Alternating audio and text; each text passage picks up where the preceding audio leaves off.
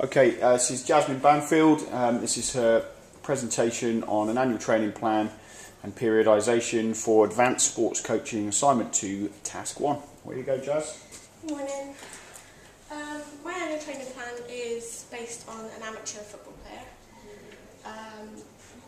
They're basically playing football and training only once a week. They don't do major competitions, they're not majorly pressured or under any sort of physical or emotional demands as a professional would be. So, let's start with what is periodisation. According to Banfield et al. 1983, periodisation is the foundation of an athlete's training plan.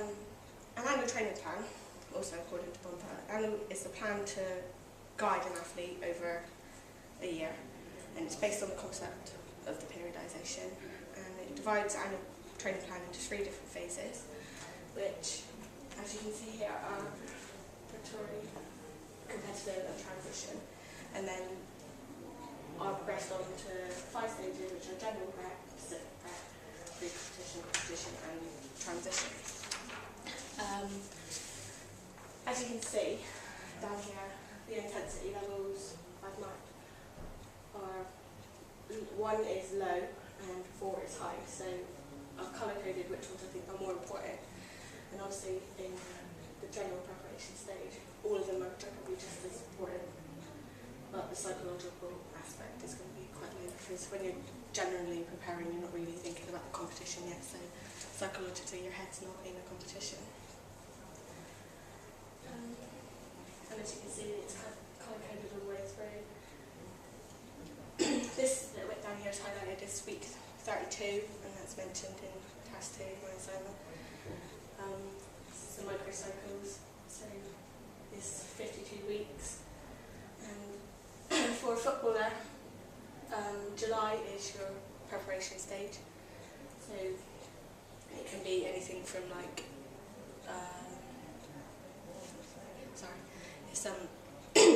like friendlies and everything like that, and that can also be in pre-competition as well. And your competition phase is all the way from August to May. It might not be one big competition, it's a competition every week, so you have a game every week. And then your transition phase is in June, where you do active rest.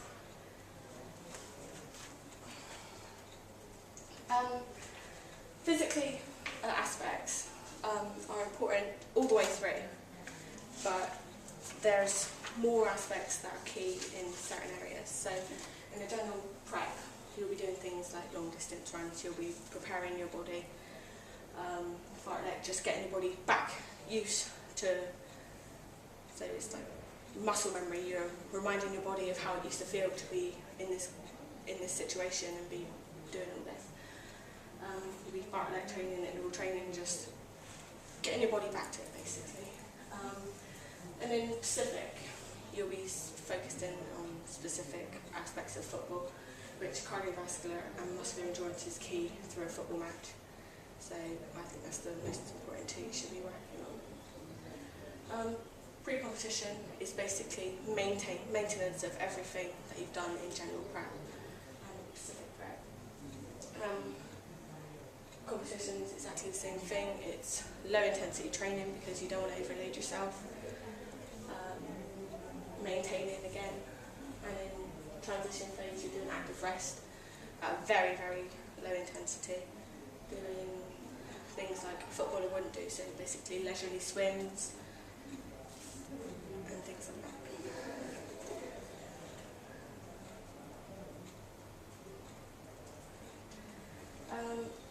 The technical phase, you'll be introducing your basic technical skills, so your passing, your drills, your heading, your spatial awareness, everything like that.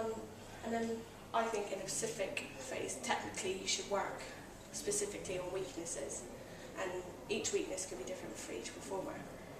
So in the general prep phase, you should have identified these weaknesses because you're doing it in general. And then when you go into a pre-competition phase, It's just maintenance of how you've worked on your weaknesses and make sure that you know how to work on this weakness. Competition is just making sure that you are always physically fit, that if you have an injury it's treated, and you're focusing on your aspects of your competition, so you know what your team is and how you're doing. Tactical. So general prep, you could be looking at things like previous games, gameplay, what formations worked previously in teams, what didn't work, and how you're doing. Specifically for this athlete, set pieces were a key for their team. So specifically in the specific prep, you had to work on set pieces, so corners, free kicks, etc. Once again, when you get to pre-competition and competition, it's just maintenance of all these things you've learned in your specific and general prep. You're just keeping it going. It's not at high intensity, it's not overdoing it, it's not overloading. You're just maintaining it. You're not trying to overdo yourself. You're not trying to make sure you're the best. You're just maintaining. You don't want to overload yourself and cause yourself injury for your competition phase.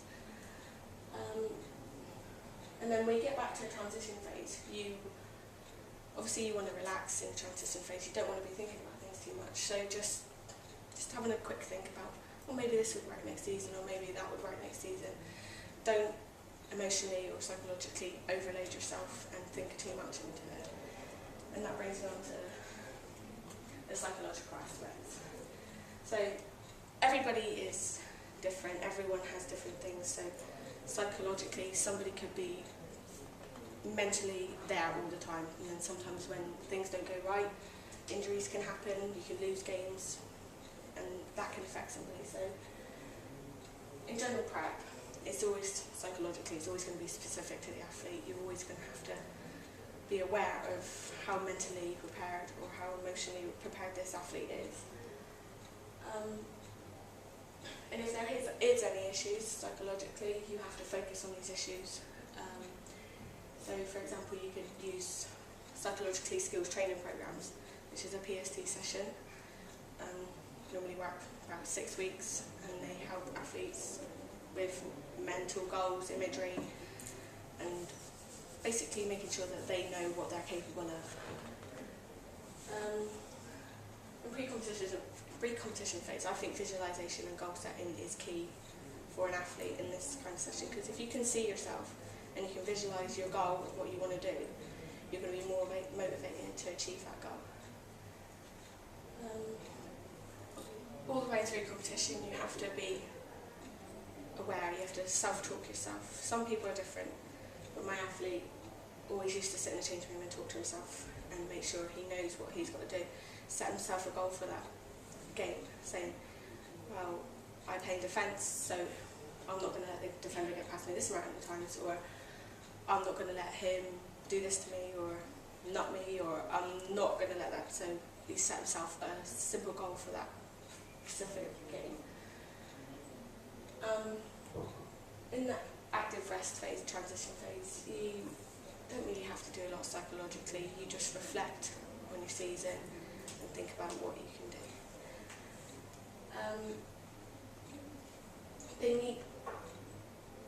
Psychologically, it's key all the way through, because if you're not motivated when you start, if you're not motivated to start in July when you're in your preparatory phase, you're not going to be motivated through the competition phase. You need to make sure you're prepared and motivated, and you can always see yourself achieving something, else it's not going to work. They always need to make sure that they are aware of their goals and just basically achieve what they want to achieve. Because I think psychologically in the pre-competition phase it is most important, which I discussed in my task 2, that it is key to make sure that you are aware of your own abilities, and you make sure that your coach knows as well. Do you have any questions?